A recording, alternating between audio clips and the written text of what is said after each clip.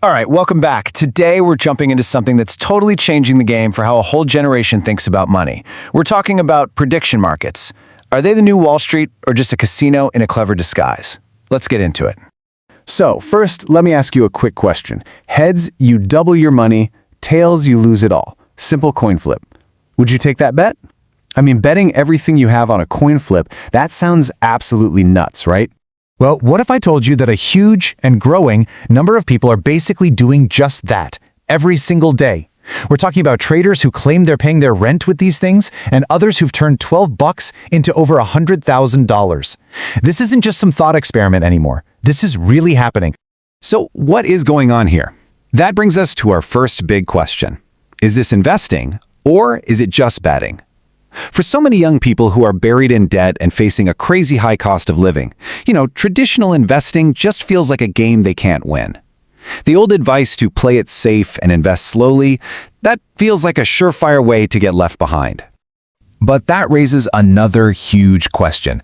How is betting on who's going to win a Grammy even legal? It sounds a lot like gambling, which is supposed to be super regulated. So how is this all possible?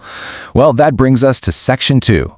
The legal gambling loophole. This is where we figure out the secret sauce. Okay, and this is where the legal stuff gets really interesting. See, unlike a casino where they set the odds and have a house edge to guarantee they win over time, these prediction markets don't have a house edge. And here's the absolute key. You're not betting against a casino. You're trading against other people who are all convinced they know something you don't. The whole system works because of this one little thing: event-based futures contracts. Now, don't let the fancy name scare you. All it really means is that these platforms are basically just a marketplace for people to bet on whether something will happen. The more people who bet yes, the more expensive the yes contract gets. It's really just supply and demand, for an opinion. And this is the official reason these things exist. It's actually pretty clever. Imagine you wash cars for a living. When it snows, you make zero money, right? So you could buy a bunch of really cheap contracts that pay out a ton of money if it snows. If it stays sunny, sure, you lose a few bucks on the contracts, but your business is booming. But if it does snow, your business tanks, but bam, you get a huge payout from your contracts. You just hedged your risk. But let's be real. Most people on these sites aren't car washers hedging against a snow day. They're there for something way more exciting. And that brings us to Section 3, the all-or-nothing allure. Why in the world is this blowing up right now? And this right here gets to the absolute core of it. So many people are just fed up with the stock market. It feels slow, complicated, maybe even rigged. And we all have this little lottery bias in our brains that gets really excited about the tiny chance of a massive, life-changing win. I mean, wouldn't you rather bet on who wins the Grammys than try to figure out some company's PE ratio? You bet on what you know, and it feels more honest, even if it's a long shot. And this isn't just a theory. You can see it in people's bank accounts. And this statistic is it's staggering. For every $1 a household spent on betting, it put $2 less into investment accounts. Net investments actually dropped by 14% in areas where this kind of betting got popular. People aren't just doing this for fun on the side. For many, it's actually replacing investing. Okay, so we get why people are flocking to this stuff. But now let's turn to the really important question. Let's look at the cold, hard numbers in Section 4, the harsh winning odds. So who's actually walking away with the money? Just look at this chart. The numbers are absolutely wild. On one of the biggest platforms, 70% of all traders lost money. Think about that. That's like if 7 out of every 10 people who went to a grocery store walked out with less money and no food. And you see that tiny, tiny sliver right there? That's just 0.04% of the traders, and they took home 70% of all the profits. A tiny handful of people are winning almost all the money. And to put it another way, one study found that the bottom quarter of users, the least successful, lost an average of 28 cents for every single dollar they bet. Just imagine putting $1 into a slot machine and, on average, only getting 72 cents back every single time. That's a way faster way to lose money than even a lot of online casinos. So this all comes down to understanding the two types of games. Investing, ideally, is a positive-sum game. When you buy a piece of a company that's growing, creating new things, and making profits, the whole pie can get bigger. Everyone can win. But prediction markets? They're a zero-sum game.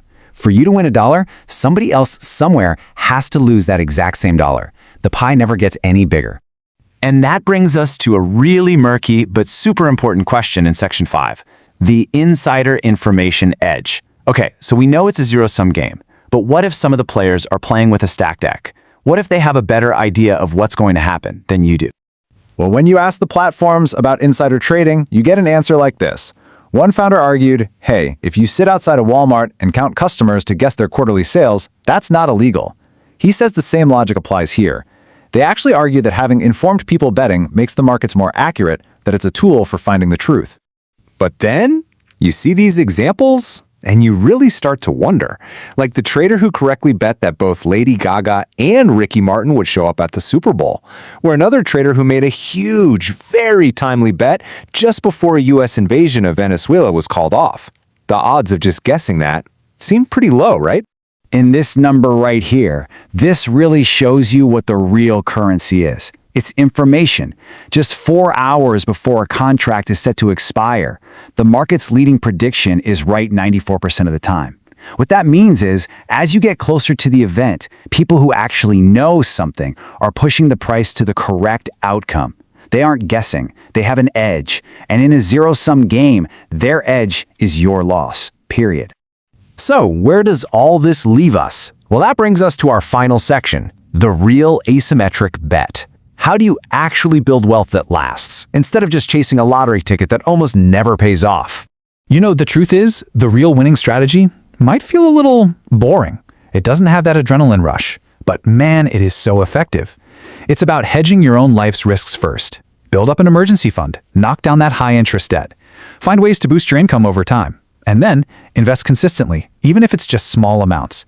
That is the true asymmetric bet, where you put in consistent, low-risk effort for a massive potential upside over your lifetime. And I just want to leave you with this final thought. I think it really sums the whole thing up. The people who quietly invest wind up with the freedom that everyone else is trying to gamble themselves into. Something to think about. Thanks so much for watching.